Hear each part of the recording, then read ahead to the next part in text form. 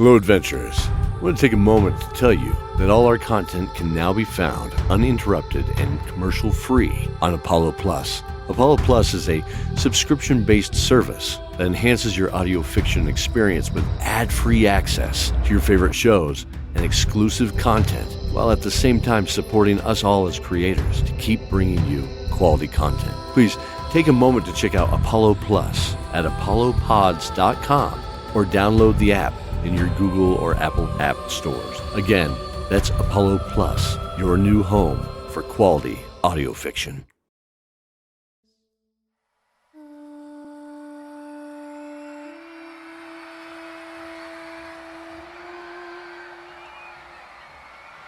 Dawn of Dragons, Season 2, Episode 1, The Games.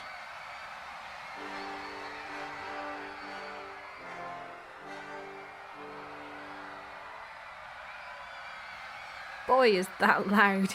The deep brown-haired girl said while sitting on the bar stool, peering to her left out the nearby window to the city outside. She could see down the wide cobblestone streets to the market square a good mile away. A huge crowd was gathering, watching some acrobats perform. Aye, lassie, the crowd loves a good show, and the good lord of this land is always happy to provide it. The bartender grinned. The gap in his teeth where one of the ivory beads was missing was becoming more prominent as he spoke. Always? She questioned. Are there these challenges often? The bartender guffawed and shook his head. Oh, no. I see what you're asking. He winked with a kind face. We're not like Troll or Bloodwood or Wolfen's gladiator pits. Our challenges aren't blood sports. We're civilized, you see. Now, they truly test skills and allow the cream to float to the top. Unlike that flat ale, Lamprey? The stout man at the table laughed with his two friends. And if you ever want one to taste as good as the last one, you best shut your gob and then drink it, Joey.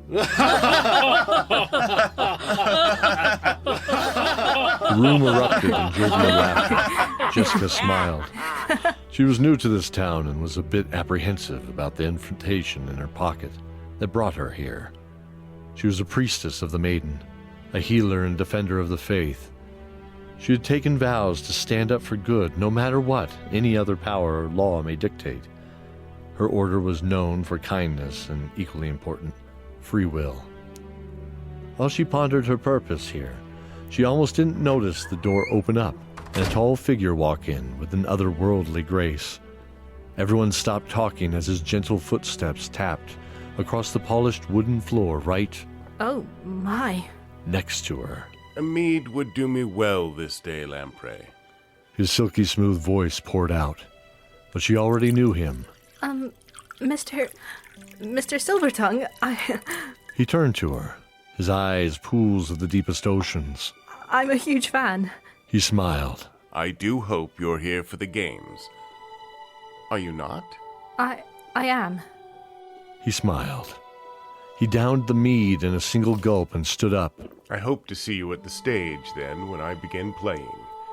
Though, He tapped the paper in her hand and smiled. today it appears I'm playing for you. Good luck. He stood and walked to the door, her eyes on him as he left, but everyone had their eyes on her. Whoa. Are you competing today, miss? The bartender smiled. Hey, you hear that, boys? We found a champion to root for. Hey!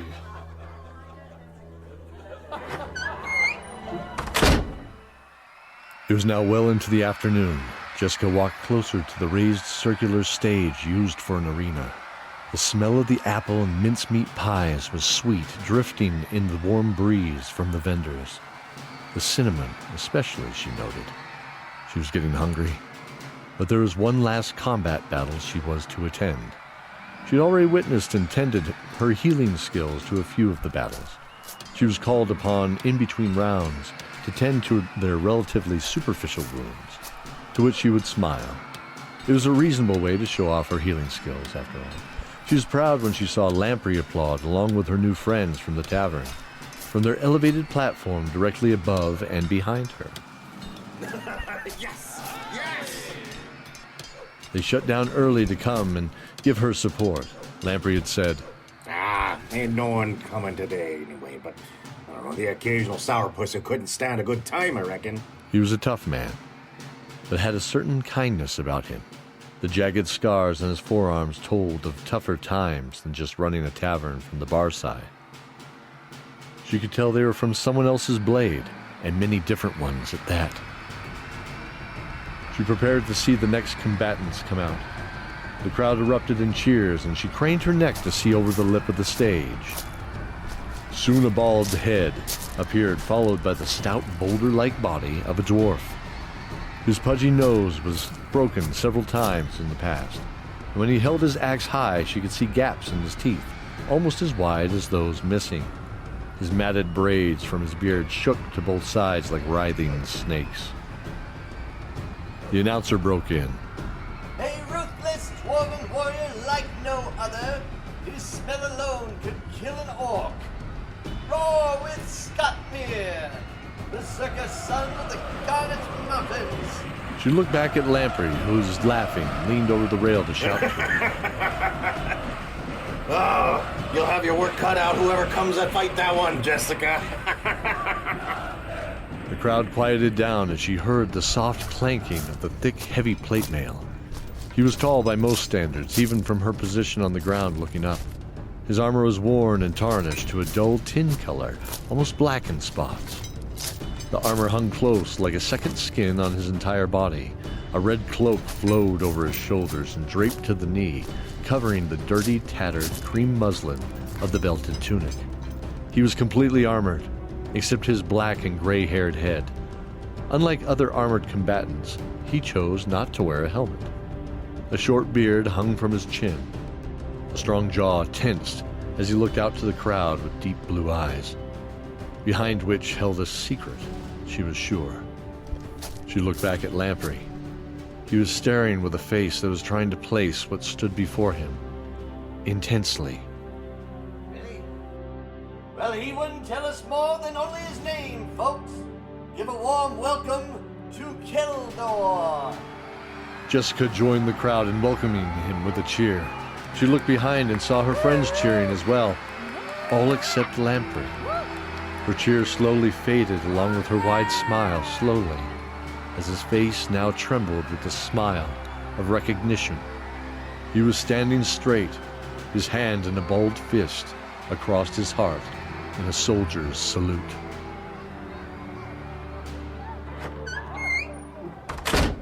The battle had been called a draw, and both winning favor to the judges. She noted that they looked back to the Duke, who was standing applauding. Following the battle, she met both Scottmere and Keldor to tend to their wounds. Ouch! The dwarf winced as she brought the warm, soapy water to the grazed cut on his elbow. Oh, I'm sorry. I didn't mean to hurt you. I was just trying to... Hurt? The dwarf shook his dirty bald head, Nay. the braids of his beard whipping to the side. Look what you've done. I'm clean now. He winked at My her. beautiful mud is gone. Ha ha ha. She smiled at the awkward joke. Not the cleanest or politest of company, he was at least kind and pleasant. You should be thanking the kind lady, friend. Keldor smiled, resting his mailed hands and leaning on the great sword turned down to the ground in front of him. He looked at her, his smile widening. And thank you. Yeah, thanks. Scottmere jumped up and walked to Keldor. Oh, that was fun. I would have won, you know. He laughed, smiling. For sure, brave Scottmere. Absolutely you would have. He turned to Jessica. The rogue challenge is next. Come, let's see what lies in store for them. Sounds good. Jessica said, looking behind her to see her friends cheering, but Lamprey was now gone. This is amazing. Scottmere shoved the pie into his mouth, mashing it partially on his face. Crumbs and globs of warm, sweet apple filling, and crust falling and sticking to the hairs across his broad chest. Jessica's eyes were focused on eating the steak and kidney pie, wrapped in parchment without a mess. She hadn't eaten since the morning small breakfast of a few eggs at the inn, and she was feeling quite famished. It really is good. She responded as she hungrily took a bite. while walking through the wide aisle between the stands. Keldor strode next to her with a leg of turkey in one hand and a crumpled cloth in the other, mopping the grease from his cheeks periodically. There, we should be able to see from that spot. Keldor pointed to a spot next to an elf in a long dark robe. A single tawny-colored pauldron was attached to his right shoulder. Jessica walked in first next to the elf, followed by Scottmere and Keldor. Whoa! Jessica clasped her mouth in surprise. The pauldron spun its feathered face toward her, revealing itself as an owl. The elf smiled at her. Hello? He smiled from one corner of his mouth at her. Hello? Yeah, hey there. Scottmere chimed in, almost dancing with excitement. Your owl looked real tasty. The elf rolled his eyes as he sneered out. Go. The owl leapt from his shoulder to sail upward and above the stage. I am Jessica. She smiled. The elf composed himself. Yes, I saw you earlier. You did well with your healing arts. I am Vix, He bowed. master of the arcane. Scottmere grunted. Why you have an owl? Vix looked at him. You should have one too. He leaned down slowly. With it, you can see what it sees. As he stood back up, Jessica asked. What does your owl see now? Vix looked at her with a smile. The same thing as you and I. Only He looked at Scottmere. higher. Scottmere glared at the joke as Vix laughed. A hush fell across the crowd. Ladies and gentlemen, a swashbuckler from the old world will now attempt to remove all the bells without ringing a single one. As he approaches the stage now, folks, being escorted by none other than Elias Silvertongue. Jessica smiled. The rogues must be very agile to perform these tests. Vix said under his breath to her. She smiled and nodded. She saw Silvertongue himself walk out with a young man no more than 20, she gathered. He had a short, dark beard and a burgundy tunic. Once a fine piece of clothing showed some harder wear of the road. Silvertongue placed a hand on his shoulder. Zorin, if you would, please. The young man nodded. All right, here we go. The crowd went deathly silent. Silently, he stepped across the tile floor. After a few steps, he paused as two guards each poured a bucket of gravel all over the tiles. He proceeded again cautiously and still silent. He approached the 6-foot-tall dummy. He methodically plucked a bell, muting the tongue with his thumb. As he slipped it into his tunic, he repeated this action for all 10 bells and then held up his hands. The crowd erupted in cheers. Silvertongue walked out onto the stage. We only test the rogue, never compete. Rogues either are or they are not experts. Though, if you ask one, they would all claim to be experts, provided you didn't wear a badge. Horns blasted from the Duke's platform above the stage. Silvertongue looked to the Duke, who was now standing, revealing the red and gold velvet outfit, his arms outstretched. Citizens of Ellington and beloved visitors to our festival, time is short and a decision must now be made. I have seen enough. I have seen our champions. I've seen the strength one powerful fighter has, both in the skills only a seasoned veteran could have. Also the raw power of unbridled rage. Step forward, both of you please, the warriors known as Keldor and Scottmere. Keldor and Scottmere smiled at each other as they stepped forward to the edge of the balcony. While they both fought, there was someone there to help and showed the love and care that only a true follower of the maiden could give. Please step forward. Jessica. Her head bowed. She stepped forward next to the grinning, gap-toothed Scottmere, who looked at her. Knew it would be you. A weaver of the arcane. Well, isn't this awkward? Vix breathed out from behind his stoic and proud face. Please step forward. Master Vix. Jessica knew the three of them were likely to win, but she hadn't seen the wizard's skill contest earlier in the day. She chuckled. Well, we are all right here, aren't we? Yes, aren't we? Vix sighed. Finally, we have our rogue. Thank you, Zorin. The crowd cheered, and the trumpets blasted. I must meet with our champions. If you please, Elias Silvertongue, would you begin the celebration? He walked away as the crowd began to dance. This way, please. Jessica and the others were gently ushered by two smiling guards to the Duke's Keep on the other side of the grassy park, hosting the games. Excuse me? Well, I'm gonna ask anyway, Charles. And you can't stop me. Can I get your autograph, perchance? My wife will be so excited, I'm sure. Calm down, Robert. Oh, thank you. You were amazing. Absolutely amazing. The chamber was lined with dark, musky smelling wood, the traces of a sweet pipe smoke still lingering on the walls. A small fire was in the stone hearth, surrounded by a sculpture depicting a knight bowing to a maiden on one side, and a similar maiden handing a rose, a similar knight, on the other side. Jessica smiled. The depiction of her faith was favorable. The followers of the knight were known to be locked in the good and just law, where her beloved maiden bowed to no one. Only powers of the good and righteous. Thank you for joining me.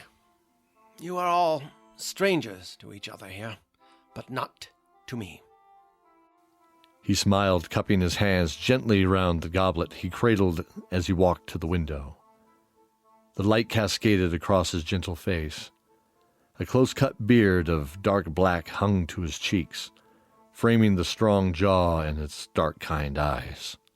This world is in peril. A dark force has risen under one known as Lord Pallas. Jessica noticed Zorin look downward, almost guilty. The Duke continued.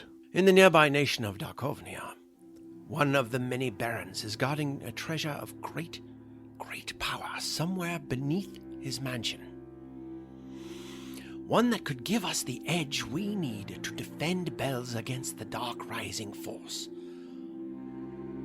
Seeking this lost treasure, we need you, brave four, to go. They all nodded but Jessica. She looked puzzled. Excuse me, Your Grace. There are 5 of us here before you. He smiled and nodded. He gracefully walked to her, placing a gentle hand. The glint of rubies danced across his knuckles and the beams of the dying sun from outside. We are aware. A familiar resonance rang out from beyond the open oak door. In walked Elias Silvertongue. Jessica, we wish to offer you a place here, aiding this city and its people by teaching them in the ways of the maiden. She was shocked. I'm honored. But the existing temple, what about those who... Our temple honoring the gods has lain dormant since our civil war 50 years ago. It is time to bring the people their faith back. Would you walk this path with me? He smiled and knelt before her. She also smiled and offered her hand.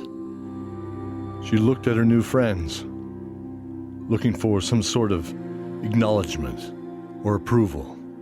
Keldor's eyes glinted with sincere happiness as he smiled, and Zorin smiled and simply shrugged. Vix nodded in stoic agreement. Scottmere grinned wide and unashamed. Sounds like a pretty good deal. Good luck with your church. She nodded and smiled. It is decided then. Lady Jessica shall stay here to assist in our rebuilding of the faith. The rest of you will journey to Darkovnia. He paused and smiled. But first, gather the rest of your friends, Zorin. How did you know about... There's not much I don't know within the walls of Ellington. You arrived with a certain squire in training named Benedict. I assume there are more to your group than just a righteous paladin to be and someone of your talents. The Duke clapped his hands with a big smile. Good luck, my heroes, and may the knight and maiden watch you now.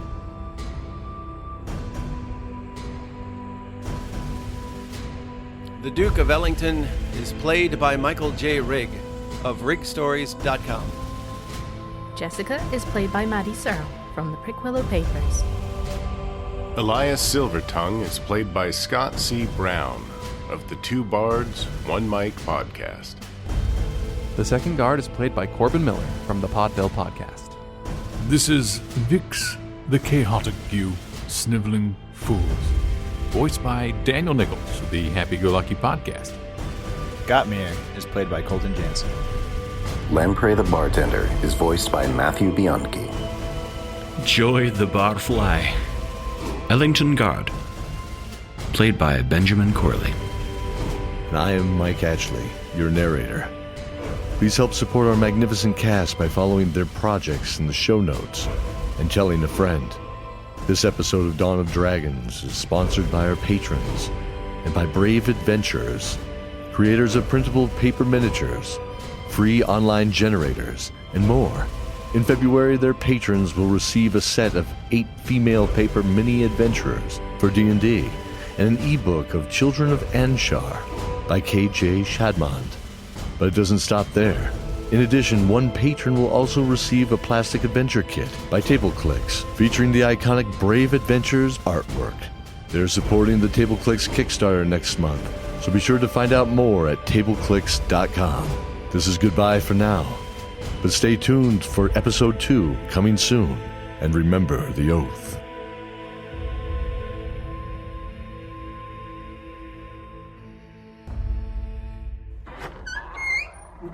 Copperheart is the story of a group of survivors waiting out a nuclear winter. This group includes the strongest civilians, brightest scientists, and boldest soldiers. The place is Area 51. What have you got? Another body?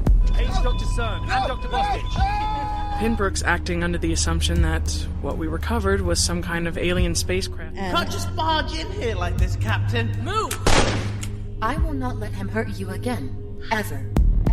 Follow the investigation into what happened to Groom Lake 51 in this episodic adventure. New episodes every Sunday. You can find the show on Spotify, iTunes, Stitcher, Google Play, most podcatchers, and at copperheart.libsyn.com.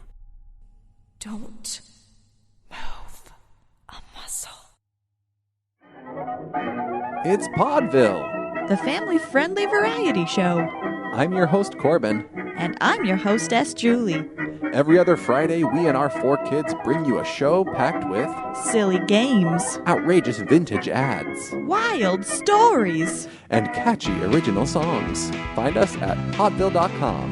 That's PAUDEVILLE.com. Or subscribe wherever fine pods are casted.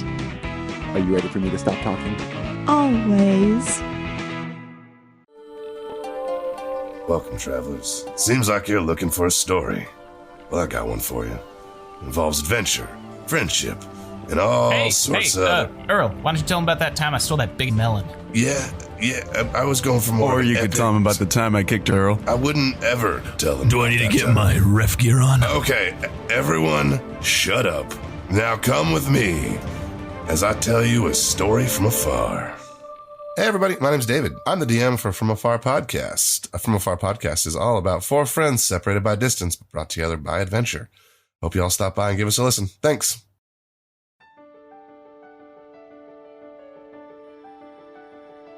Now, Charlie, you and I have a deal. I'll be back for Christmas, which isn't that long from now. And you are going to make new friends and help Aunt Nani. You can't just leave me.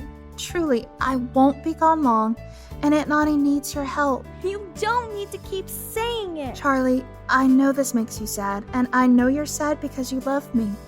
Promise me you'll be helpful. Okay. I love you. The Happy Go Lucky Podcast, producers of Charlie Saves Christmas, bring you our next heartwarming adventure. Cassie and the Spectral Shade opens April 6th, 2020.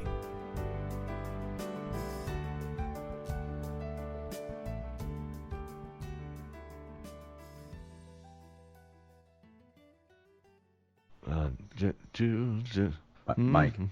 Yeah. Yep. Yep. Mike. Mike. Oh, what? What do you want, Cody? I don't know how to. I'm just gonna say this. Okay. Did you forget something? Forget something? Yeah. I don't forget things. You know this. Memory like an elephant. Yeah. No. Definitely pachyderm-like. You're sure? Well, let me think here. Oh, yeah, we're running a special this month on any new patrons. They get a free dice bag. I forgot to say that. Oh, really? You're giving out dice bags for new people? Yeah. Oh, dice bags. That's awesome. That's really cool. No, that's great. I'm glad. That's a really cool thing. I mean, the dice bags are popular, so that's neat. But no, that wasn't it. Oh. Are you sure you're not forgetting something else? Let me think. I took my medicine today. It's good. It's good. Yeah. Took out the trash yesterday. Good. Yeah. No, I'm not forgetting anything, Cody. I don't know what you're thinking. Anything having to do with the show? The show? No, I think the show's ready to go. I got everything recorded. Everything's in place, ready to launch, and everything recorded. Yeah. Okay. You mind double checking that? Sure, I could double check it, but for what? What am I looking for? My name, Mike. You forgot my name. It's me. My name. You forgot. My credit. My name. Me. I would never forget you. So I know it's in there, but I know it's here. But okay. Just to play it safe, do you mind just kind of? Why don't you just give me your credit right now? Sure, but you're sure it's there, right? Oh, I'm positive. Oh, I know it's right there. Okay. But you want me to do it anyway, just in case. Just in case, yeah. Pachyderm, like. That's me. Like a pachyderm. Okay. Yeah. Okay. All right. The part of Zorin is played by Cody Miller. Thanks, man. No. Thank you, man.